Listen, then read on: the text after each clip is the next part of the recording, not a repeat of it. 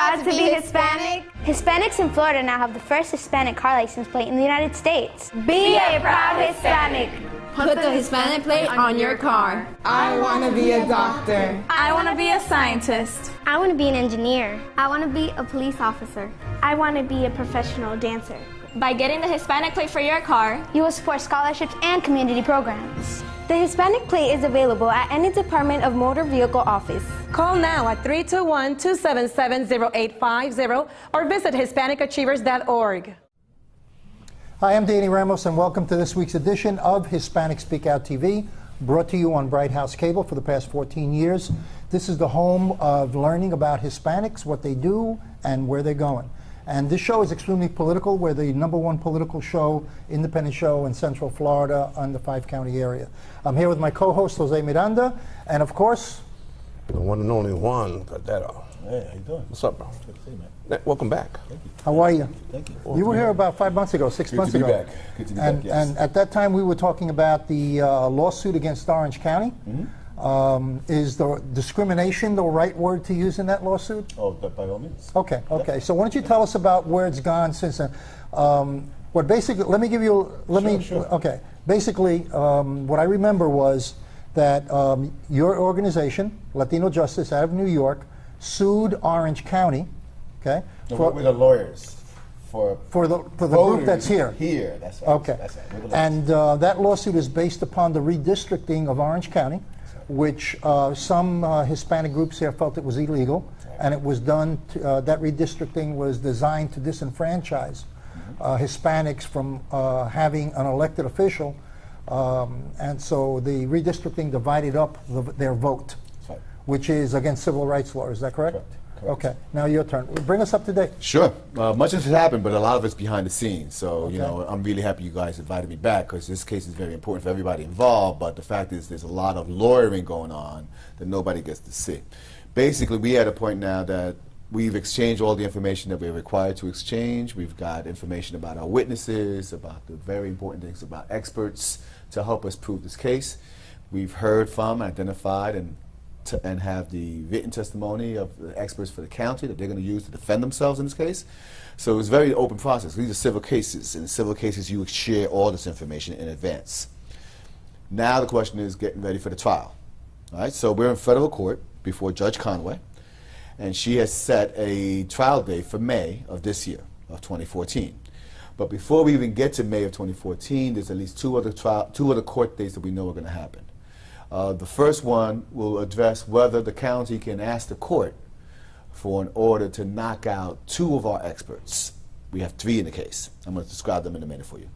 And the second court date, likely to be early April, that one where the county is going to ask the court to give them a judgment. You know, they basically said we're going to review all the evidence that the plaintiffs, our clients, have collected, and they're going to argue that it's still not enough to prove a violation of the law. So let's stop it right now and not go to trial.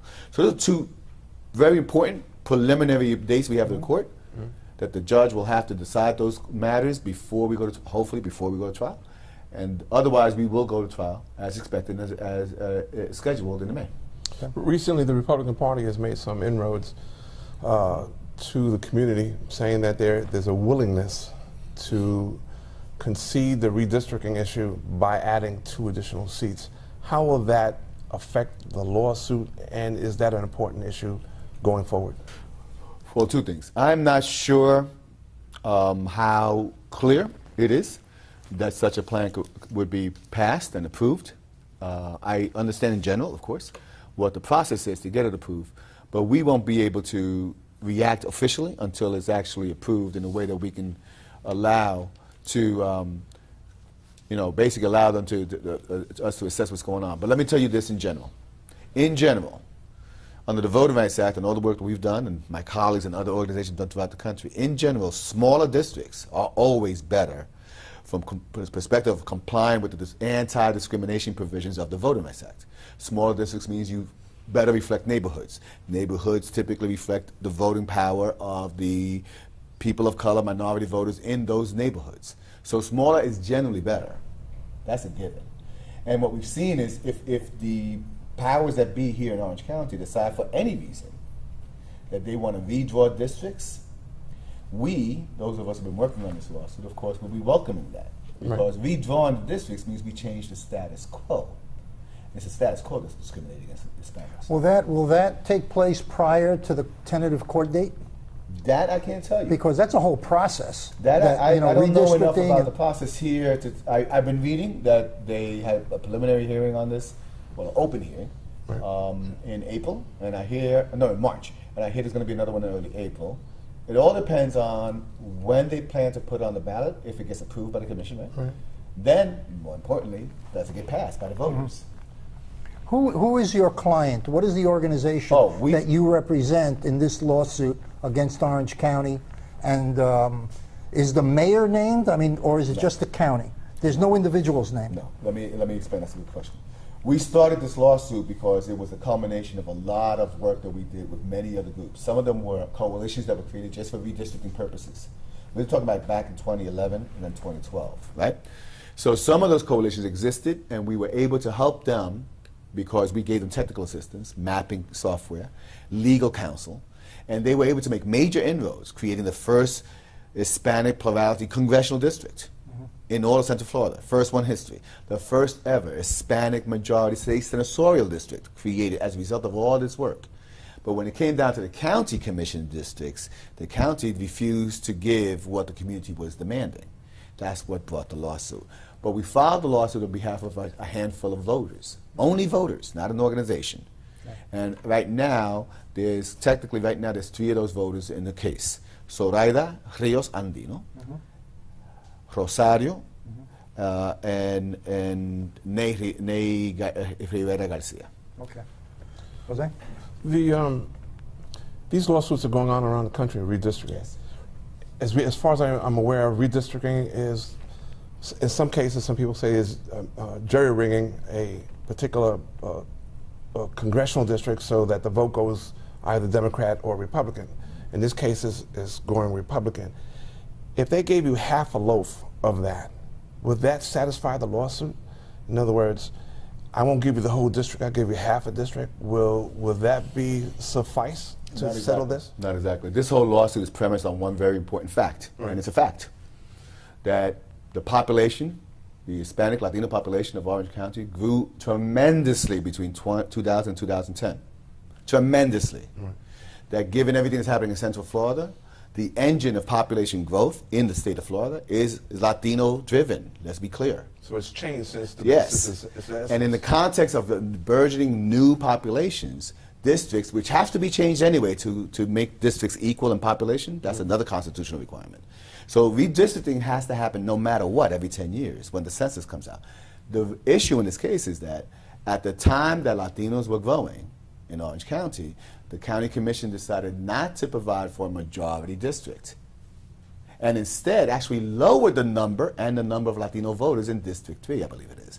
By lowering it and spreading Latinos between the 2 adjacent districts, our argument is it watered down illegally the voting strength of Latinos. Okay, and that's against the law and civil rights, right? The Voting Rights Act, yes. Well, that was a typical use when the KKK was around. They used to use that process in order to prevent blacks from getting elected. They would split the district. There's no question that the machinations of splitting districts, creating districts that look crazy, among everything, stopping people from voting on election day, they're all part and parcel of a long history, an ugly chapter of history in our American history books. But what people need to remember is that today's new populations, the ones that will go into areas of the country that they have never been seen before, the Deep South is growing by leaps and bounds for Latino Hispanic populations. When you have new people coming into your neighborhoods, some of this reaction is not that surprising. Well, how do you address the fact, it's a southern thing, and seeing that in most southern counties and districts and stuff, they still more or less in the 19th century, and they haven't really realized that we just hit the 21st. And we're more modernized, we have more instant messaging, we have a lot of things in common now. How do we get that population to understand our needs?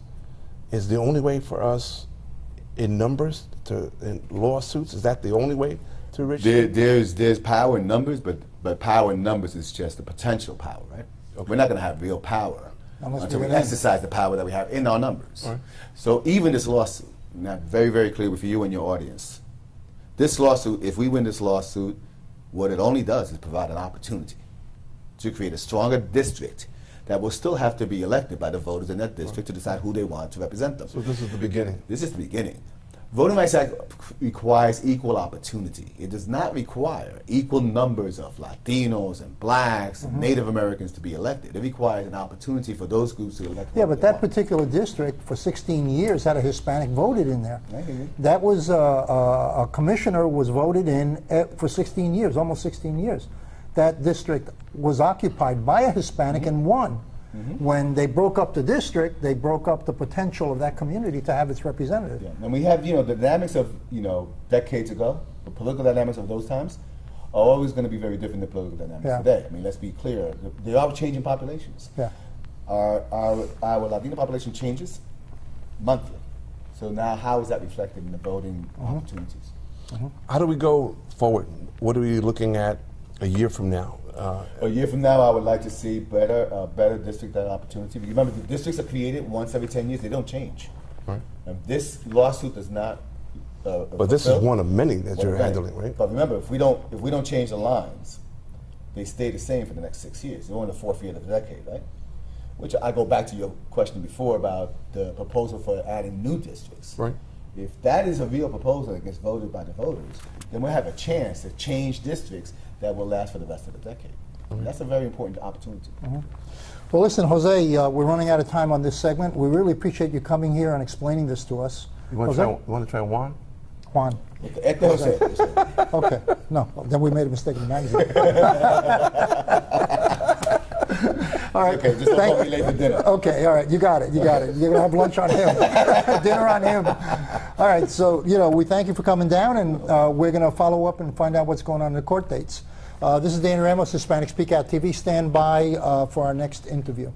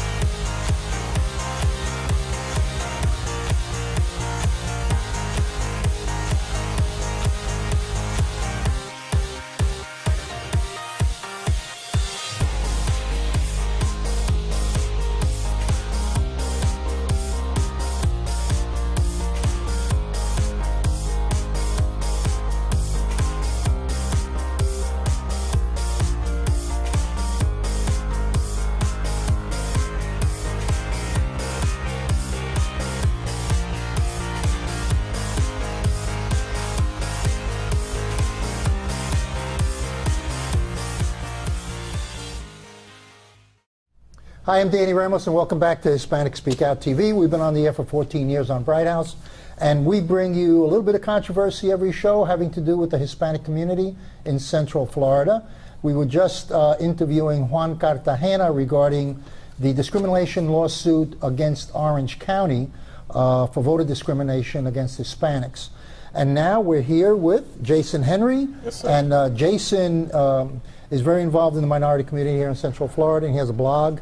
And he keeps us up to date on what's going on. Yes, what are we talking about? Let's talk about let's keep going with Orange County, my favorite subject, okay? So let's talk about the elections that are coming up with Orange County. Okay. And we have Jacobs running against Demings. Val Demings. So Jacobs obviously is the incumbent. She is running for re-election for Orange County mayor. But our challenger is Val Demings, somebody that everybody in Orange County knows, is former chief of police of the city of Orlando. But there was a poll that was recently released by a firm out of Gainesville that said that if the election were held today, that Demings would lose by 15 percentage points. You want to know something? I don't trust any polls coming out of Gainesville. Okay? Do you trust anything out of Gainesville? Not much, because when we went to do our license plate. Yeah. We were supposed to do a neutral poll of how many people would buy that license plate. Yeah. Okay? And we were supposed to find out how many Hispanics were going to buy that license plate. Yeah. And they told us to go to counties where no Hispanics were living to do the poll. Yeah, yeah. So we ended up almost going to court on it, and we won the case. So, polls are like, It all depends on who's doing it and why they're doing it. This firm, you know, and no diss to Republicans, but this was a Republican-leaning firm, so obviously Democrats are saying that this poll holds no weight. But, you know, Jacobs has a better favorability rating right now amongst Orange County voters, but it's early. It's just March. You know, we still have a long way to go before. And we're in the middle of a discrimination lawsuit against Orange County. In the middle of that, you have Orlando municipal elections on April 8th for District 5 commissioner. 2 commissioners, by the way, had no challengers. Robert Stewart was supposed to face a challenger, but the challenger backed out, and Jim Gray from District 1. So the only election that we're going to have in April, which is something that Buddy Dyer changed last year, you know, while we having elections in the month of April, is our Orlando municipal election for District 5. But the last time we had these in April, only about 15% of the electors actually showed up to vote. So in essence, if you're looking at it from that perspective, that, you know, the Hispanic community had an opportunity to have better representation in the county, they decided to chop up the districts. You know, you can say that, you know, more minority voters in Orange County and in Orlando specifically were disenfranchised as well by moving these dates. Yeah, but even if they go through the process of chopping up the districts, we don't get out and vote. Minorities don't get out and vote unless it's a national election. So we would rather stay watching the novellas and staying in front of the television sets than going out and voting. So what do we do to get them out?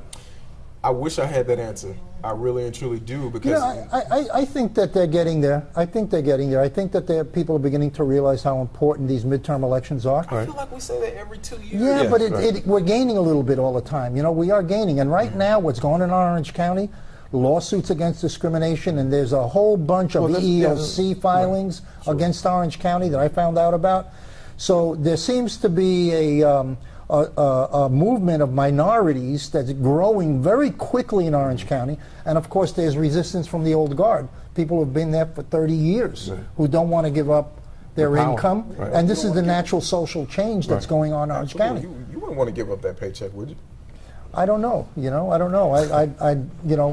I've always thought that you have your time and then you go. You do the best you can, and then you go. Nobody wants term limits. Like Congress, I know, but you know, look at you got senators that have been in there for 30 years. I mean, who ever heard of that? Yeah. You know? Well, it's politics, and usually with politics, you can wield a lot of power. And like you said, you know, the old guard doesn't necessarily want to give up that power, because that's what it is. It's power. It's money. It's power. You get to make a lot of decisions on behalf of the residents of Orange County, even if you don't have a mandate. Right. Yeah. So. Recently, I read where the police officers in our illustrious police officers here in town were in a scuffle of some sort with a defendant in Orlando, and people decided to film it, and the police officers confiscated the cameras and arrested the individuals taping it. What do you think about that? You think that's the new police view? We don't want to be taped. And I know there's a lawsuit on it. They didn't discipline the police officer, so they never do. But what do you think should be done with that? Well, it's an unfortunate trend that we're starting to see, not just in Orange County or in the city of Orlando, but we're starting to see trends like this nationwide, where it seems as if bystanders or people who are maybe saying that they're trying to make a difference is you know, maybe the wrong sequence of words to use, but just regular citizens who are. The example that I'll use is that there was a man with a pit bull, I think it was in California, who was walking by a police tape-off or something like that, and the dog started barking at the police, and they shot and killed the dog.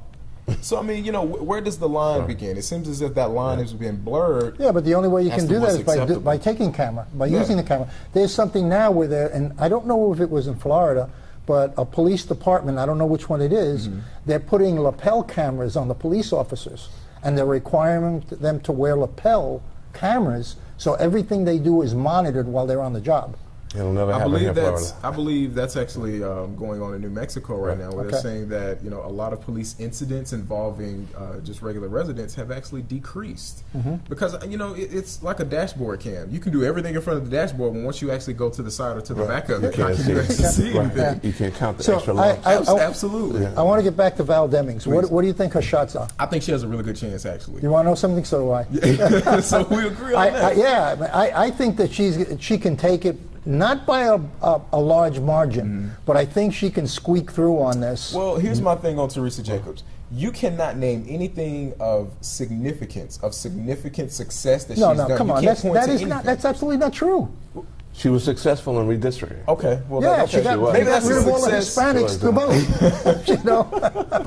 But I mean, as far as making significant changes to your life as a voter in Orange County, you can't necessarily point to one thing. Even if you don't agree with what Buddy Dyer is doing with the venues projects downtown, you can point to these things to say, okay, well, at least he's creating jobs. You can't say that about Teresa Jacobs. With Val Deming, she's going to have to hammer that home. This isn't leadership. This is someone who's just being a caretaker. And we don't need that in Orange County. We need someone who's going to be a leader. We need someone who's going to stand up for the Hispanic community, for minority community. For all the communities. Absolutely. And we have big problems in law enforcement right now. You know, Orange County is #3 in the nation for human trafficking. Okay, because of the tourism business. Yes. So Central Florida is #3 in the country on human slavery and prostitution, which is amazing because you don't see it. You know what I'm saying? So, and she's law enforcement. So hopefully, she can run on a ticket of straightening all of that out, because it's a very difficult issue to face. From what I've heard from her so far, she's been attacking Teresa Jacobs on sick time. If you remember when Mayor Jacobs was elected. We are out of time.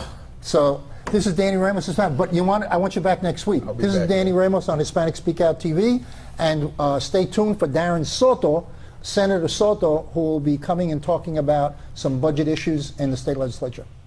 Are you proud to be Hispanic? Hispanics in Florida now have the first Hispanic car license plate in the United States. Be a proud Hispanic.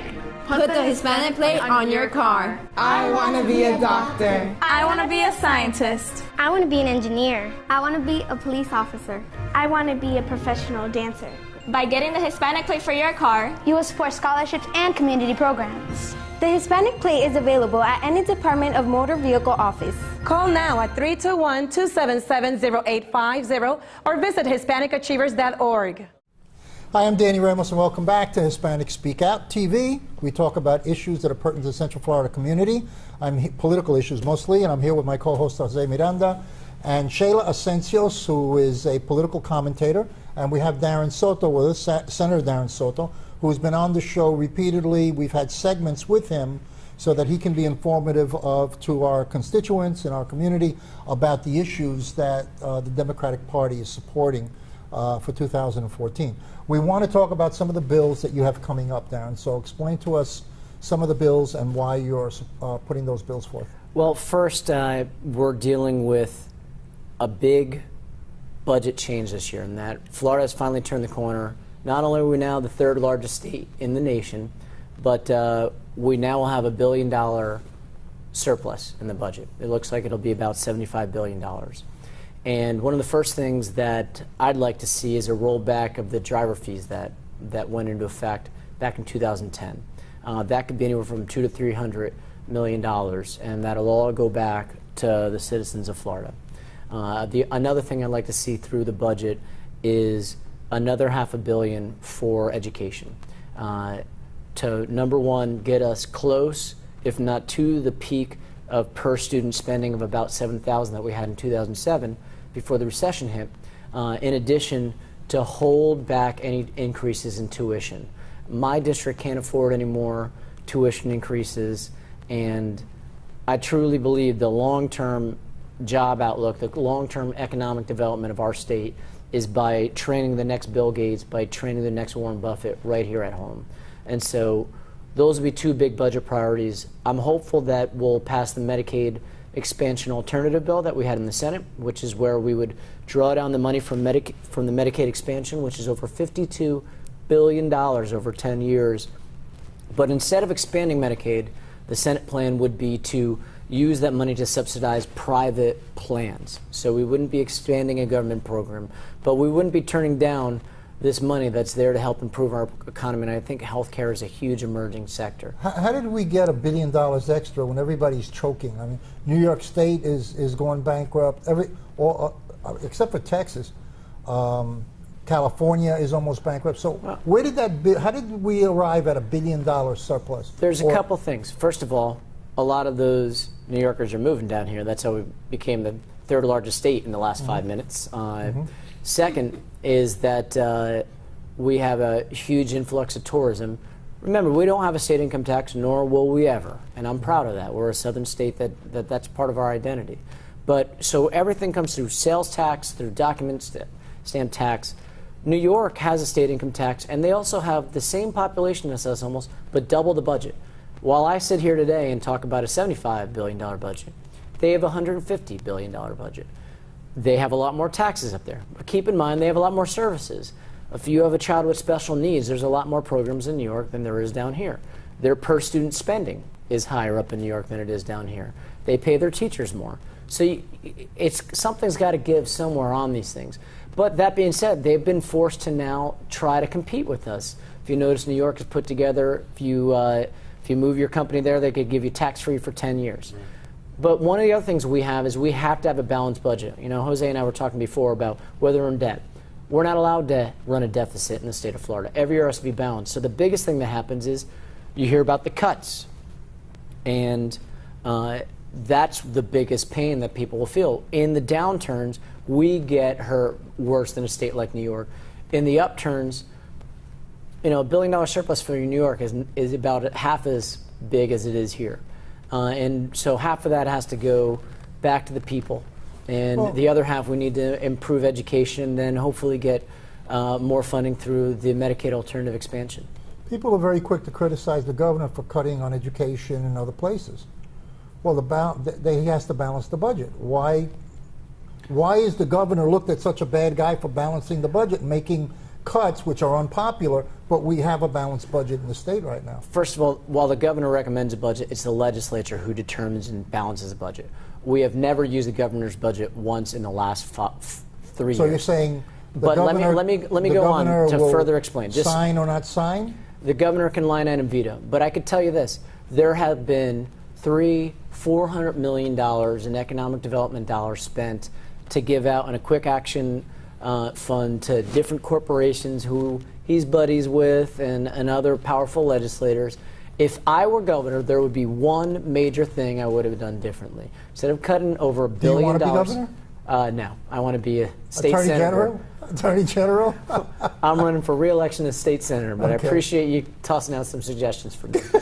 But the big thing I would have done differently is day one, I would have cut out the economic development budget other than trust fund money, like for instance tourism pays into a trust fund to advertise for tourism, but I wouldn't have want any discretionary dollars to give the corporations. What I would have done is use most of that to plug in the K through 12 budget, some for the university budget, and we wouldn't have had that $1.3 billion record cut. We would have had closer to a $300 to $500 million cut, which would have been bad, but that's where you have to get on the pulpit. And you got to tell people what we have to do. Any other bills of interest that the community should know about? Working on a bill to rank how to deal with the surplus land issue. We're hoping to stop it altogether. I don't know if you know, but there have been a list of so-called surplus conservation lands that have attempted to be sold.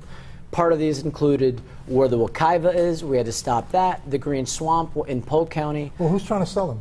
The Department of Environmental Protection. And now even some bear country over in Seminole County, as if we don't have enough interaction with our citizens and bears right now. So that's an issue that we're working on. You know something? I had a bear in my front yard. And you'll have more if that land gets sold.